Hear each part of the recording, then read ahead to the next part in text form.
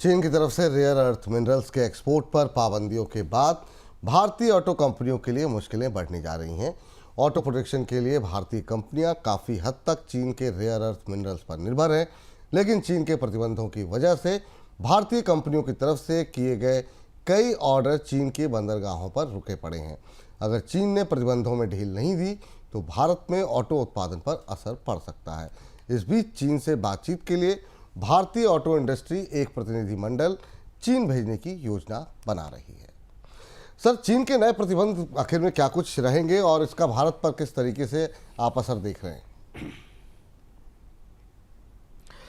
Rare earth ने पूरी दुनिया की कंपनियों को डरा रखा है और चीन के साथ चीन के 3-4 बड़े महत्वपूर्ण रेयर अर्थ मैग्नेट्स हैं जिनकी भारत में मांग कम दिखाई दे रही है और अब कंपनियां उत्पादन रोकने की चेतावनी देने लगी हैं। बजाज ऑटो, टाटा मोटर्स और महिंद्रा के शिपमेंट चीनी बंदरगाहों पर रुके हुए हैं। बजाज ऑटो ने कहा है कि जुलाई 2025 तक की इन्वेंट्री उसके पास उपलब्ध है। इसके बाद अगर आपूर्ति नहीं हुई तो उत्पादन बंद करना पड़ेगा। अभी जब हम इस कार्यक्रम तक आ रहे थे तक टीवीएस की तरफ से भी चेतावनी आ गई कि उनके पास भी पर्याप्त रेयर अर्थ मैग्नेट्स की आपूर्ति नहीं है और ऐसी स्थिति में उत्पादन रोकने की नौबत आएगी।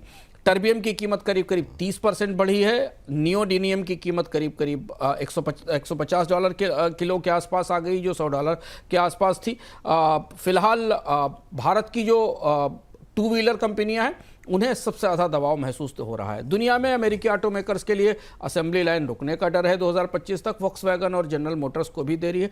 टेस्ला का जो मैग्नेट लाइसेंस के लिए चीन से बात कर रहा है, क्योंकि ईवी उत्पादन में सबसे ज़्यादा जरूरत होती है, इसलिए ईवी मोटर में करीब करीब 550 ग्राम रेयर अर्थ मैग्नेट की जरूरत होती है, इसलिए ईवी के उत्पादन पर सबसे गहरा असर पड़ेगा।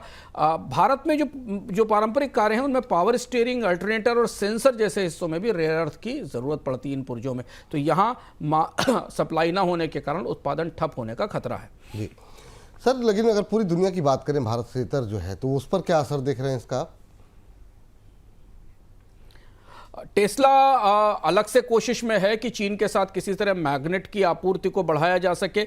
भारत की कंपनियां कूटनीतिक रूप से प्रयास कर रही हैं। आज ये चर्चा थी कि भारतीय ऑटोमोबाइल उद्यमियों का सियाम का एक प्रतिनिधिमंडल जाएगा जो चीन में बात करेगा जाकर।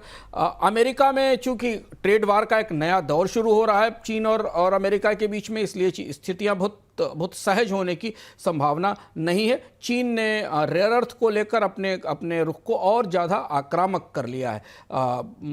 ऐसा माना जा रहा है कि अगर अमेरिका और चीन के बीच जून में एक बातचीत होनी है, शायद शी जिनपिंग और डोनाल्ड ट्रंप के बीच, अगर उस बातचीत में कोई समाधान नहीं निकलता तो दुनिया में ऑटो मोबाइल सप्लाई चेन पर बड़ा असर पड़ेगा।